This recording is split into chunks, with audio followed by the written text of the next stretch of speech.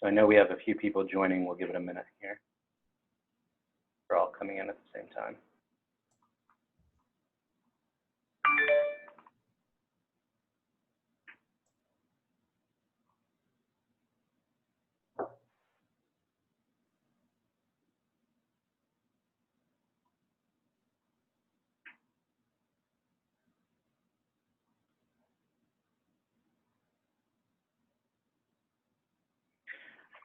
Okay, well, good morning, everyone. Welcome to the Boynton Beach Government Affairs meeting for July.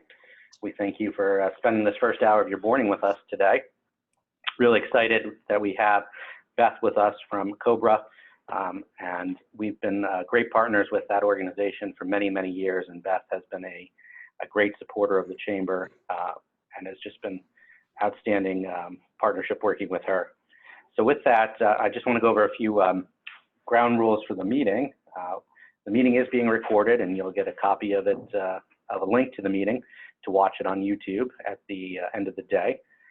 Beth has asked that any questions can be put into the chat box. If you look below in your screen, you'll see a chat box there. Rob and I will monitor the chat box, and we will ask them as throughout the presentation. So if you have any questions, feel free to do that. With that, I'm going to turn it over to our chair now, Rob Jager. All right, thanks, Jonathan. So let me do a quick introduction here, and thank you everybody for coming today and watching this and being a part of it. Beth is the president of the Coalition of Boynton West Residential Associations. COBWRA is a volunteer-led, partisan, nonpartisan civic organization representing the residential communities of West Boynton Beach, in unincorporated Palm Beach County.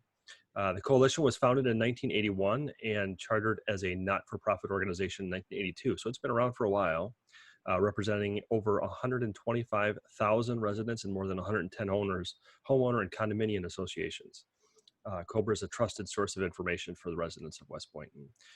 So Beth has been in the area for quite a while. She was originally from Rhode Island. She went to University of Miami and got her bachelor's in finance and marketing, international finance and marketing, and also went to FAU, Florida Atlantic University, got her MBA in marketing with a concentration in marketing.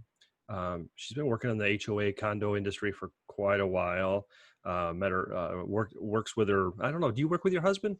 In that? We don't, but we have an awful lot in common. Yeah, I was gonna say you guys overlap. It looks like so. Two daughters, Talia and Mia, and you've been involved in the community in COBWRA since your community joined it in 2012. You've become more and more involved over the years, and been on several different committees, and was a treasurer and president since 2019. So with that, Beth, I'll turn it over to you. Thank you so much, and thank you everybody for joining us on this dreary day.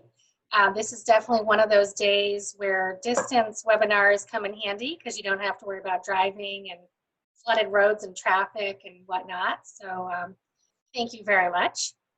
And so I'm just going to go over a few things about COBWRA, and you can feel free to ask questions at any time along the way. COBWRA, what does it stand for? It stands for the Coalition of Boynton West Residential Associations. And this name goes back many, many years. And of course, our area has grown quite a bit. And COBWRA encompasses much more than just the area west of Boynton. And I'll get into that a little bit later. The second thing everyone always asks me is how is it pronounced and how is it spelled? So it's spelled COBWRA like the snake, and it's spelled COBWRA. So if you write it out and you spelled COBWRA, which is very, very common, you have spelled it wrong. So it's COBWRA. It's a little awkward, but it works. And so as Rob mentioned, we're a volunteer, nonpartisan organization, represent over 110 homeowner and condo residential communities west of Lake Worth and west of Boynton Beach in unincorporated Palm Beach County. When COBWRA was founded, the area population was 11,000. By 1990, it was 30,000. By 2000, it was 73,000. We estimate it now to be about 125,000 people that live in COBWRA communities. And we look forward to the outcome of the 2020 census to find out just how many people we have in COBWRA land. What does COBWRA do? Well, we do an awful lot, and we do an awful lot for an organization that does not have a home. We were probably ahead of our time with the virtual organization. We don't have an office, we don't have a building. We operate out of a PO box and a forwarded phone system and borrowed space. So we have meetings at Palm Beach County Fire Rescue, Palm Beach County Sheriff's Office, our member communities. We just kind of borrow space and have our meetings, and people show up. It's pretty impressive. We work to advocate for quality of life in this greater area. So we are not lobbyists, and we have to be very careful. We never want to say that we're lobbying, we're advocating. And we do work to provide as a trusted resource of information. We do not endorse political candidates, and we do not support any particular political party. So we're very strictly nonpartisan. And if you've ever campaigned for something and showed up at a COBWRA meeting with your badge on or literature to hand out, we usually have gatekeepers at the meeting that will very promptly tell you, you can't do that here, which comes to a shock for some, but this way it just keeps it even and fair for everybody. We do host candidates forums to make sure that our COBWRA constituents have the chance to meet and hear from everybody that's running for elected office so that they can make, the best decision for them as to which candidate they'd like to vote for. We go to Tallahassee every year for Palm Beach County Days. We work with county officials, state legislators, local agencies. We attend and speak at the county commission, zoning commission, planning commission. And all of our member communities have one delegate and up to 3 alternates. And those people get to attend our monthly delegate meetings 11 times a year at rotating communities. And our delegates are very involved in Palm Beach County and in the community.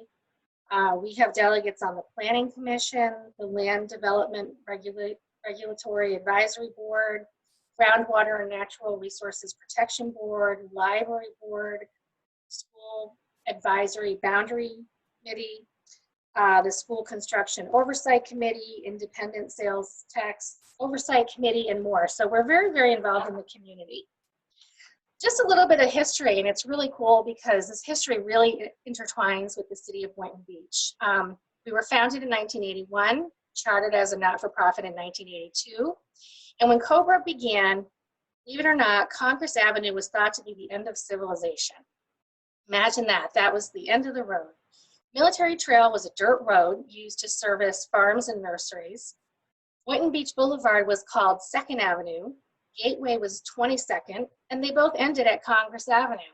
Jog Road ended at Lantana. So this was all back in the day, and COBWRA was basically the vision of one man, Dr. Richard Carrington, who moved to Green Tree Villas in 1979.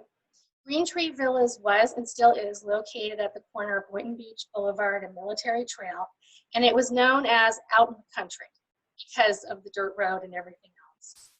One day, Dr. Carrington and his wife Doris went out for a walk, and they noticed a sign on the dirt road that was Military Trail that said, Kmart coming soon.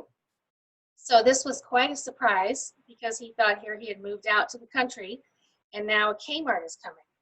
So in true COBWRA fashion, he went straight to the county offices to learn more, found out about all these things that were happening, and decided he wanted to do something about it. He invited a group of friends from other neighborhood associations to a meeting, and shortly after, the coalition, as it was called at the time, was born. Annual dues were set at $25 per year per community, and to be honest, they have not gone up very much over the years. Our dues for our communities range between $100 and $200. A lot of committees were established when COBWRA was first founded, and many of those exist today in a similar form. Regular meetings with guest speakers began, so that was like right from the beginning, the delegates meetings. The first invited guest in August of 1981 was Robert Basehart, who was the executive director of planning, zoning, and building. I suppose he was the Ramsey Bulkley of the day. And at that meeting, the coalition spoke out against a huge new airport that was proposed west of the Turnpike between Clint Moore and Boynton Beach Boulevard. So as you can see, COBWRA was successful right from the beginning. As we all know, that area is actually not a huge airport. The airport went somewhere else. And 2 months later, county commissioners were starting to come to COBWRA's meetings and attend and be guest speakers and whatnot. Just a very interesting fact about how COBWRA went from being the coalition to COBWRA. In the mid to late 80s, at a county commission meeting, Dr. Carrington convinced the commission to disapprove a just presented petition. Commissioner Dennis Kohler blurted out, "The COBWRA has struck again." So from that day forward, the coalition was known as COBWRA. So I guess they had to kind of work around that name to make those initials work, which is why we have kind of the awkward BW instead of WB in our name. In 1991, COBWRA asked the county to help prepare a master development plan for the greater West Boynton area. And together with Palm Beach County Building, Planning, and Zoning and reps from the city of Boynton, a document known as the West Boynton Area Community Plan was born. It was adopted by both the city of Boynton and the Palm Beach County Board of County Commissioners in 1995, and it has served as the blueprint for the COBWRA area. It was supplemented by the Boynton Beach Turnpike Corridor Plan in 1996 and revised in 2003, and it includes design guidelines and standards for commercial development. Today, COBWRA's boundaries, as defined in the community plan, are to the west, the Loxahatchee National Wildlife Refuge, on the south, the Lateral 30 Canal, on the north, Lantana Road, and on the east, the end where the city of Boynton Beach begins. How did I get involved? Well, much like Dr. Carrington, one day I ventured out onto Military Trail to see, to my dismay, signage for a new superstore right across from my community. Upon investigating how this could be stopped, I learned about COBWRA, and the rest, as they say, is history. While the superstore could not be stopped, COBWRA worked with the landowner and the developer to mitigate the impact of the superstore on the surrounding residential communities. COBWRA was successful in stopping a gas station, a car wash, and a variety of other items on that same parcel that were really not fitting to be so close to residential, family-friendly communities. I began in COBWRA on a variety of committees. I was elected as treasurer in 2016. I served 3 consecutive terms as treasurer, and I'm on my second term as president. COBWRA's areas of focus are pretty wide, and the way that we service these areas of focus is through our committees. We have almost 20 very active committees, and the people on our committees work extremely hard in the areas of focus. And we have Ag Reserve Committee, Code Enforcement, Communications, Education, Government Affairs, Growth Management, Health and Wellness, Parks and Recreation, and several others, just to name a few. But whatever your area of interest is, or whatever it is that you're passionate about, it's quite likely that we have a committee that would be a good fit for you in your area of interest. What did we advocate for in Tallahassee in January 2020? It was only 6 months ago, but it seems like a lifetime ago. We went up to Tallahassee and we advocated for the environment, opposing oil drilling, exploration, and fracking. And while we were there on the last day, we received very good news in those areas that oil drilling and exploration and fracking would not be happening in our area, which was a big relief. We advocate in the areas of growth management.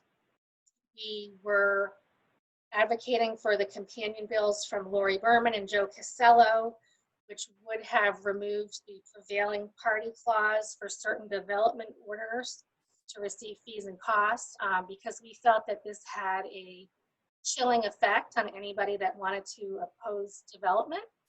knowing that you could be responsible for legal costs for both parties. It just seemed a little bit bullyish. Unfortunately, those bills did not pass, but it was a really great effort from Joe Casello and Lori Berman. We also supported a purple alert bill, which would have provided warnings much like an amber alert or a silver alert. The idea behind the purple alert was for missing adults with cognitive disabilities. And this also was Lori Berman and Joe Casello. Unfortunately, this didn't quite make it. We're hoping maybe better luck next year with that. We also advocated for education, funding for teacher salaries and mental health professionals, because we thought that that was extremely important. And obviously right now everything with the schools is in a state of flux and a little bit of an uproar. But we really feel strongly that our schools need this type of support. And vacation rentals. We oppose vacation rentals. And I know from a business perspective and a taxation perspective, vacation rentals look appealing because they bring tourists to the area and tax dollars. But we very specifically opposed vacation rentals in residential communities. And I'm going to explain this a little bit because not everybody understands why it's a problem. But our member communities have recorded declarations that prohibit, restrict, and limit vacation and short-term rentals. Our communities require that tenants be approved and screened. A lot of our communities have limits on how many times a property can be rented. Some of our communities have restrictions that you can't rent it immediately upon owning the property. And we really felt that we do represent community associations, and these vacation rentals have caused a lot of disruption for community associations, so that was something that we did advocate for. Our current priorities at this time are growth management concerns. We have several large pieces of land in the COBWRA area that developers are looking to do something with, and because they're some of the last parcels, we want to be really careful what happens. Some of those parcels are in the ag reserve, and so it's really important to us that we uphold the promise of the ag reserve. We're working really hard for a school, park, and library at Canyon Town Center. This is something that's really important to our residents. These are items they have been promised for over 2 decades, and we're really hoping to bring this to fruition in the next year or so. There's a Central Ag Reserve Palm Beach County Fire Rescue Station planned for Lyons Road near Valencia Cove. This is something that's really important because due to the difficult traffic situation on Lyons Road, it really impacts response time for first responders, and that's very serious. So that is something that COBWRA is advocating for and supporting. And really one of our biggest priorities, and was certainly something not intentional, was going from a face-to-face based structure to a tech-based structure allowing for distance and remote meetings. We really heavily as an organization relied on the face-to-face and had to respond pretty quickly to the shifts that happened due to COVID. One of the things that I'm most proud of that our organization has accomplished during COVID is we have convinced everyone to stay home and not have in-person meetings. This was very hard, but we do have an at-risk population here in the COBWRA communities, and people that are very passionate about what they do and feel, going to these meetings is part of their life. And so we really had to work hard to get the message clear that we do not want anybody having in-person meetings, and we will do what we can to provide you a workaround so you don't have to go to an in-person meeting. We did not miss a single delegates meeting. We found creative ways to meet the meeting requirements. We have very strict, detailed bylaws, and in order to adhere to the bylaws, we really had to research new ways to use technology for things like establishing a quorum, conducting electronic voting, and things like that. We hosted a candidates forum for 3 judicial candidates for 3 judicial races, including 7 candidates. In order to kind of compensate for the lack of in-person interaction, we had the candidates record videos of themselves doing their introductory statements, and we did some Q&A in written answers. This way we could focus on the in-person Q&A while we were doing the candidates forum. We found that to be pretty effective. It allowed people to watch the videos and read the answers to their questions at their leisure. They could watch it over and over again. And it was really very well received. And it was well received by the candidates as well. They thought it was creative and very helpful, and they appreciated the idea. The net result of everything that we're doing is we're actually seeing increased attendance at some of our meetings through hosting them virtually. And what we realized is that there were people that we were leaving out. They had wanted to attend our meetings, but they couldn't for whatever reason. Maybe they're a caretaker for a parent, or a caretaker for a spouse, or a caretaker for small children, or don't like driving in the rain. Today's a great example. And so by doing these meetings remotely and trying to make everything as user-friendly as possible, we made what we were doing accessible to more people. And this is something we never would have known. It was an amazing discovery.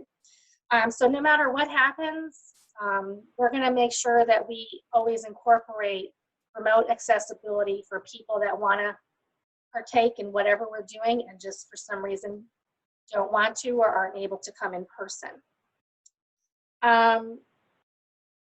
We have a couple of little known facts about COBWRA, besides the fact that we have no home, and we just kind of party crash at different communities and sheriff's office and firehouse. The mascot, we were very instrumental in getting Park Vista High School in our territory. And the mascot for Park Vista High School is COBWRA. And that was named after us, our organization, who had advocated so fiercely to get this high school built in our area. We have some upcoming events that might be of interest. We have on June 30th is the candidates forum for the primary. And we've got a variety of candidates that are going to be participating in that. I think there's like 18 candidates participating. We have our monthly delegates meeting. We always take July off as our little vacation month. So our next delegates meeting is August 19th. We have our second candidates forum on October 1st for the November election. And then in June of next year, June 11th, 2021, we have our 40th anniversary gala. It is scheduled to be held at Benvenuto. The exact format is, who knows, TBD. We're being fluid and flexible. It will, of course, include distance participation options. And it will also involve sponsorship opportunities, which is something that we rarely do. And we also plan on taking some time to honor our first responders and doing something special to honor teachers and healthcare workers who have really been through and done so much during the past few months. And of course, honoring the city of Boynton Beach, which has always been our best next door neighbor and great partner to COBWRA, and long history, many, many years going back, of collaborating together. So pretty much that's what I've got for today, and I'm happy to answer any questions about COBWRA that anybody might have. Okay, any questions? I'm seeing it come through, but while we're waiting, I'll take the opportunity to throw out a question or two myself. And not to put you on the spot, I don't know if you're familiar with the new expansion of the turnpike there, right there in that Boynton Lake Worth area. If you can just give any detail on that. No, I don't actually have a lot of detail on that. I was so focused on government affairs type issues, I didn't think to, Are you talking to about research by the Hypoluxo? latest. Sorry, what'd you say, Rob? Are you talking about by Hypoluxo area? Yeah, the Yeah. Hypoluxo Boynton stretch, yeah. All right. Yeah, there's I know there's a bunch of stuff. I know they were talking about it in the next few years that they were supposed to be building some of that stuff out, and but I don't know what the timeline is now that you say that. I was curious too. So I will look into that. I think some of that has been delayed a little bit. But now that you've mentioned traffic and transportation, COBWRA does get very involved with traffic and transportation related issues. We work very closely with the county, and we've had a lot of success stories where a community was having issues with their traffic light. Maybe the sensor in the ground was broken. We had in Meisner Falls, the light just wouldn't turn green no matter what. And so we helped that community reach out to the county, and we got it fixed. And as it turned out, it was like a broken sensor in the ground. It wasn't sensing that there were cars there trying to get out of the community. So we've also been working on Lyons Road because of all the new communities there that are looking for traffic lights. Everyone wants a light. And so we've been working with them, scheduling traffic studies, analyzing the traffic studies, and trying to make sense and make the best out of the situation on Lyons Road. That's definitely a big hot button for COBWRA communities. That's great. And I appreciate that because I'm out there on Lyons Road too. So my next door. Yeah. I had a question. You mentioned earlier about some of your current focuses and things that you're working on, and being a little careful about the type of growth and all that kind of stuff. And I completely understand that. So when you talk about some of those areas that you addressed, what are some of the things that you think would be beneficial to the area that you would be looking for, and that's something that, like, the direction that you're looking to go in? What are you thinking in that, or what do you guys think about stuff like that? I don't know if my question's clear or not. Yes, we get a lot of feedback from area residents, and we listen to that feedback very carefully. And area residents are looking for things like, specific stores that they'd like to shop at that are not in the area. Particularly when it comes to grocery stores. Whole Foods is a very commonly requested retailer. Can a Whole Foods come to the area? Restaurants, you get a lot of feedback that people would like to see, more date night type restaurants, not just, takeout type things. We get a lot of inquiries as to why are there so many assisted livings? Why are there so many storage facilities? So, we definitely can see that the mix of what we have is not exactly what residents are looking for. And so we have actually hired a land planning firm to help us take a look at everything within our boundaries and analyze what we've got, kind of take an inventory of it so that we can figure out what's missing and what we really need and what would really make this area better and more satisfying to the residents.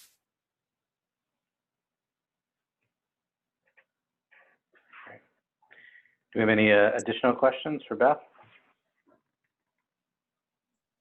I guess I could ask one other one then. Long-term goals for COBWRA. What do you guys have in terms of vision, direction-wise? 10 years from now, what do you envision the organization looking like, and objectives that you're trying to achieve? 10 years from now, we would anticipate that the area is going to be as built out as it's going to be, and that there's going to be additional pressure on our infrastructure. We're very concerned about infrastructure, so roadways, traffic, but also things like schools and parks and things that really contribute to the quality of life for residents. We know that there are a number of communities that will be built in the coming years, and those residents are going to need this type of infrastructure to support their quality of life. So really more focus on infrastructure.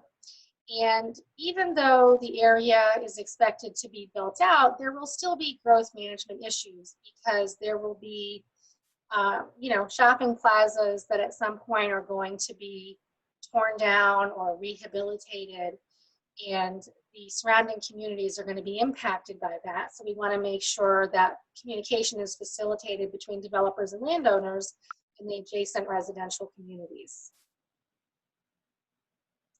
We also know that things are changing. A lot of the development scheduled for Palm Beach County is no longer, unit owner owned communities, that there's going to be a lot of rentals. A lot of the new construction are rental communities. The rise of the millennials, maybe not wanting to own a home, preferring to rent, and that's going to have some impact as well on what our community is going to look like. We are very excited about everything that's happening in Boynton, because we really see Boynton Beach Boulevard as something that we share. It goes just from one end to the other. It's the same road. And we're really excited about everything that's happening in the city of Boynton, with the new downtown and how beautiful everything is.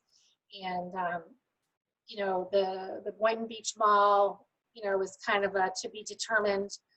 Let's see what happens. But I think that it's all very exciting, because there's potential to do really great things. And we would like to see that potential for really great things extend the full length of Boynton Beach Boulevard. Well, I see David Scott's on the call, the Director of Economic Development for City of Boynton, as he's sitting in his plush new office there in the Taj Mahal of City Hall. So I'm sure he was happy to hear that. David, I don't know if you want to hop on and say something. No, that was great. Thank you for that commentary, and I enjoyed learning a lot about COBWRA.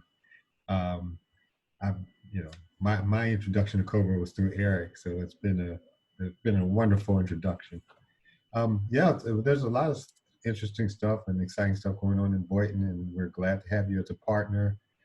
As you know, Boynton Beach Boulevard from 95 going east there's a plan to have a whole new entrance streetscape going on, complete streets, widen that up possibly, or just maybe put a median down the middle, landscape median.